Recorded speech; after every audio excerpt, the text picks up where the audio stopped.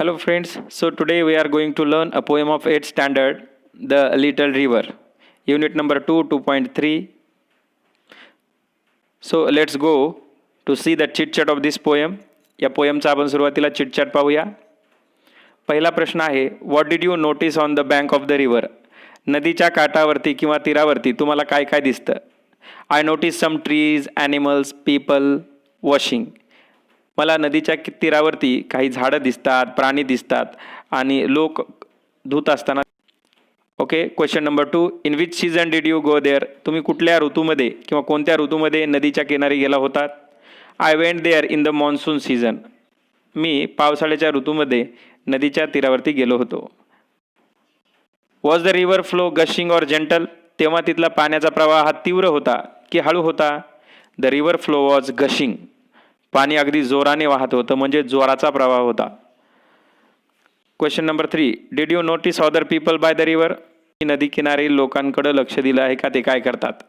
Okay, yes, हो, मी पाहिलेलं आहे. Swimming, washing, boating and fishing.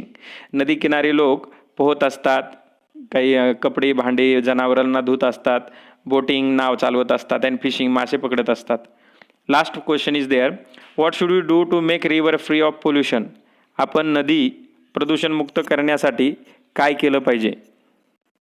We should not wash clothes utensils there. आपण कपडे भांडे तिथं नाही धुतले पाहिजेत.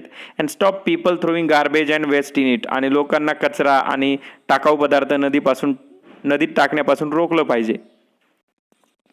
Now second activity is there, we want to guess the time of the year. Which season does it belong to? कोणत्या टाईममध्ये कोणता सीझन असतो हे पाहायचं आहे. The first one is mid February to mid April. म्हणजे अर्ध्या फेब्रुवारीपासून ते अर्ध्या एप्रिलपर्यंत कोणता सीझन असतो? मराठीमध्ये त्याचं काय नाव आहे? It is vasant. तो वसंत ऋतू असतो. इंग्लिशमध्ये त्याला काय म्हणतात? Spring season. Number 2, mid April to mid June. म्हणजे अर्ध्या एप्रिलपासून ते अर्ध्या जूनपर्यंत कोणता ऋतू असतो? In Marathi it is called as grishma. मराठीमध्ये त्याला ग्रीष्म म्हणतात. इंग्लिशमध्ये त्याला समर असं नाव आहे. Number 3, mid June to mid August. अर्ध्या जूनपासून ते अर्ध्या ऑगस्टपर्यंत कोणता ऋतू असतो वर्षामध्ये? मराठीमध्ये त्याला वर्षा ऋतू म्हणतात. इंग्लिशमध्ये it is called as rainy season. त्याला रेनी सीझन असे म्हणतात. Number 4, mid August to mid October. मग अर्ध्या ऑगस्टपासून ते अर्ध्या ऑक्टोबरपर्यंत कोणता सीझन असतो? मराठीमध्ये त्याला शरद ऋतू असं म्हणतात. In English it is called as autumn. त्याला इंग्लिशमध्ये ऑटम असं नाव आहे. Number 5, mid October to mid December. अर्ध्या ऑक्टोबरपासून ते अर्ध्या डिसेंबरपर्यंत कोणता सीझन असतो? In Marathi it is called as Hemant. मराठीमध्ये त्याला हेमंत ऋतू असं म्हणतात आणि इंग्लिशमध्ये त्याला प्री विंटर असं नाव आहे. Number 6, mid December to mid February. मध्य डिसेंबर पासून ते अर्ध्या फेब्रुवारीपर्यंत मराठीमध्ये या टायमाला कोणता ऋतू म्हणतात? इट इज कॉल्ड ॲज शिशिर. त्याला शिशिर ऋतू असं म्हणतात आणि in English it is called as winter. त्याला इंग्रजीमध्ये विंटर सीझन असं नाव आहे. नाव नेक्स्ट ॲक्टिव्हिटी, पुढची ॲक्टिव्हिटी आहे match the weather with the season. या ठिकाणी आपल्याला सीझन म्हणजे ऋतूंची यादी दिलेली आहे आणि त्या ऋतूमध्ये कशा प्रकारचं वातावरण असतं, हवामान असतं, याचं दुसरा कॉलम दिलेला आहे. Match the weather with the season. Winter ऋतूमध्ये कसं असतं हवामान? कोल्ड, अगदी गारठ्याचं असतं. विंटर सीझन म्हणजे हिवाळ्यामध्ये अगदी खूप थंडी असते. मॉन्सून सीझन पावसाळ्यामध्ये रेनी ॲटमॉस्फिअर असतं, पावसाचं वातावरण असतं. स्प्रिंग म्हणजे वसंत ऋतूमध्ये कसं वातावरण असतं? प्लेझंट, अगदी आनंददायी वातावरण असतं. प्री विंटरमध्ये कसं वातावरण असतं? विंडी, नुसता वारा भरभर वाहत असतो, विंडी ॲटमॉस्फिअर असतं. समर सीझनमध्ये कसं वातावरण असतं? हॉट, अगदी गरम वातावरण असतं उन्हाळ्यामध्ये. आणि ऑटममध्ये कूल, थंड वातावरण असतं. Okay, now activity number 2 from the chitchat. चिटचॅटमधली दुसरी ॲक्टिव्हिटी आहे, poet makes the poem musical and different from prose by using many poetic devices. कवीने या ठिकाणी काव्यमय घटक वापरून या कवितेला जास्त म्युझिकल आणि वेगळ्या पद्धतीने मांडण्याचा प्रयत्न केला आहे.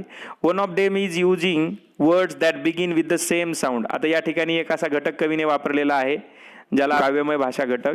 इज द सेम साऊंड, की एकच आवाज एकाच ओळीमध्ये एकच सेम साऊंड रिपीट झालेला असतो. फॉर एक्झाम्पल ब्युटिफुल बर्ड्स, या ठिकाणी दोन्ही शब्द बी या अक्षराने सुरू होत आहेत. सॅड सॉन्ग या ठिकाणी दोन्ही शब्द यस या अक्षराने सुरू होत आहेत. स्टेपिंग स्टोन्स या ठिकाणी देखील दोन्ही शब्द यस या अक्षराने सुरू होत आहेत. सिटी साईट या ठिकाणी देखील दोन्ही शब्दांचा उच्चार सिटी आणि साईट सने होतोय. नो वन नोज या ठिकाणी देखील दोन्ही शब्दांचा उच्चार नो वन नोज अशा प्रकारे होतोय. असा जर सेम साऊंड रिपीट होत असेल तर त्याला काय म्हणतात? त्याला अनुप्रास अलंकार असं म्हणतात. In English it is called as alliteration. इंग्रजीमध्ये त्याला अलिट्रेशन अलंकार असं म्हणतात. This device is called alliteration and belongs to the set of similar device. Figure of speech मराठीमधलं उदाहरण जर पाहायचं झालं तर काकीने काकाचे कामाचे कागद कात्रीने करकर कापले या पूर्ण ओळीमधील सर्व अक्षरं हे क अक्षराने सुरू झालेले आहेत. याचा अर्थ क क क क जो साऊंड आहे तो रिपीट झालाय. त्यालाच आपण अनुप्रास अलंकार in English it is called as alliteration. आता पुढे काय सांगितलं? Figure of speech add to the beauty of the poem. Alliteration हा अलंकार वापरून कवितेचं सौंदर्य वाढवण्याचा प्रयत्न करण्यात आलेला आहे. Now write 5 pairs of words that begin with the same sound. आता या ठिकाणी जसे 5 शब्द दिलेत तसेच आपल्याला 5 अजून शब्द शोधायचे आहेत. पहिला आहे अंकल सांब्रेला, काकांची छत्री. यू या अक्षराने सुरू होत आहेत दोन्ही पण. सेम साऊंड सारखा आवाज. Number 3 tall tower. टी अक्षर रिपीट झालेला आहे या ठिकाणी. Number 4 lovely lady. L sound repeat झालेला आहे. Number 5 big boss. B sound या ठिकाणी रिपीट झालेला आहे. कृपया असेच दर्जेदार शैक्षणिक व्हिडिओ पाहण्यासाठी आमच्या चॅनलला जरूर सबस्क्राईब करा. Thank you for watching.